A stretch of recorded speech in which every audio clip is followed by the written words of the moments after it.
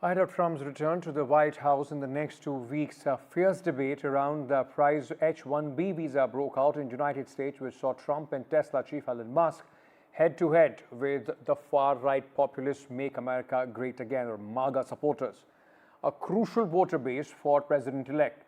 Now, in one of its final moves, the Biden administration unveiled several changes to the H-1B visa program, hoping to streamline the application process and curb abuses within the system.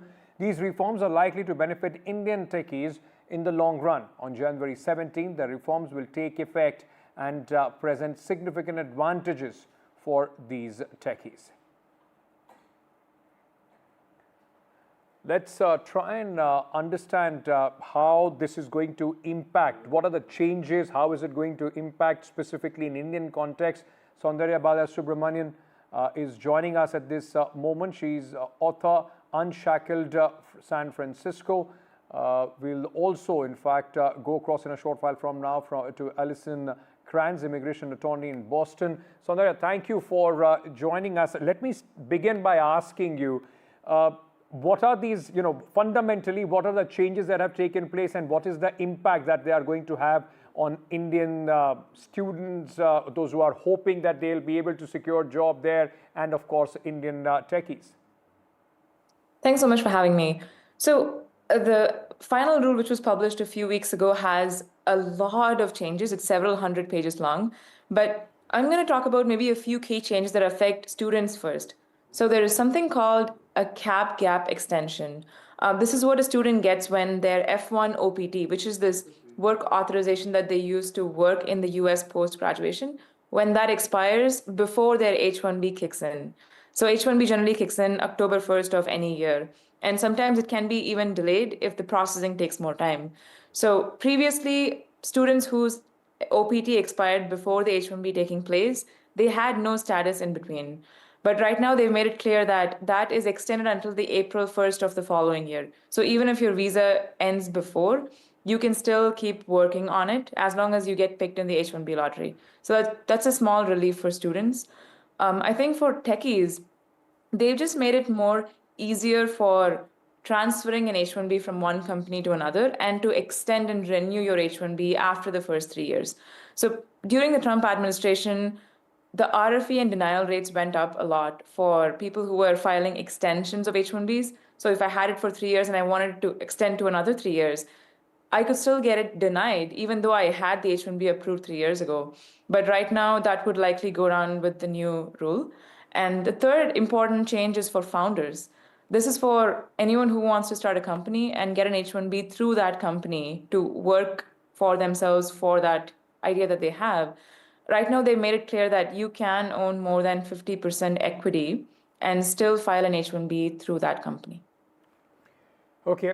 So, you explained how the changes come in, but this is happening at a time when there is fierce debate around H-1B, which is going on largely on the immigration as far as the United States of America is concerned, specifically the far right or Donald Trump supporters.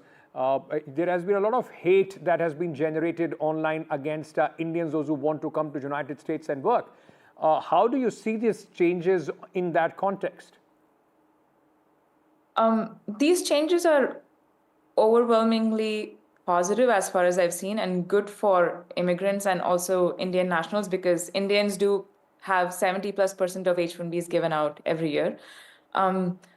These have already, they will be going into effect on January 17th or 19th, if I'm not wrong, in just another 2 weeks before the next administration takes over.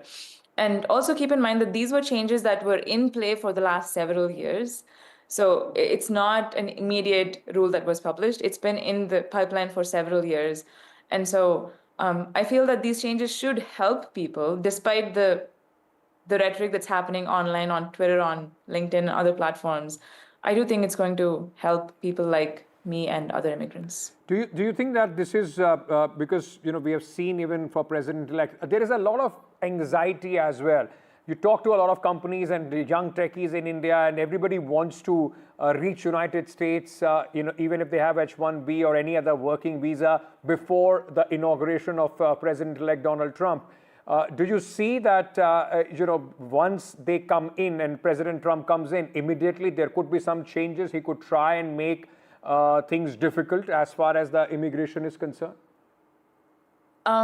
Well, I think we're just going to have to wait and see. But what I can say is the president does have power to launch executive orders, just as the president has the power to take away an executive order. So, yes, a lot of people are concerned that President Trump would take away things that were there in the last 4 years, such as the H-4 EAD, which is work authorization for spouses of H-1B holders, through which they get to work.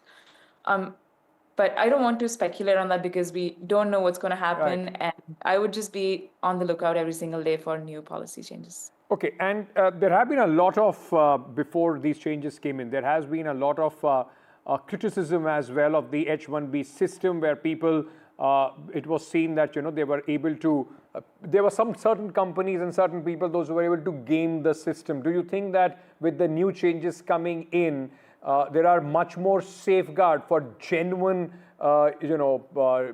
genuine skill to come into the United States?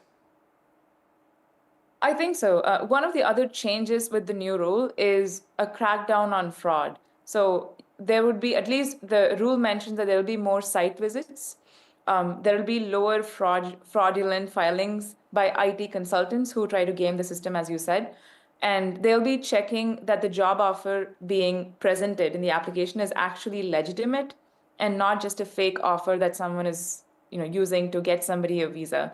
So I do think that would go down. It did go down a lot last year itself. Compared to 2023, last year we saw less than almost half the number of filings as the previous year.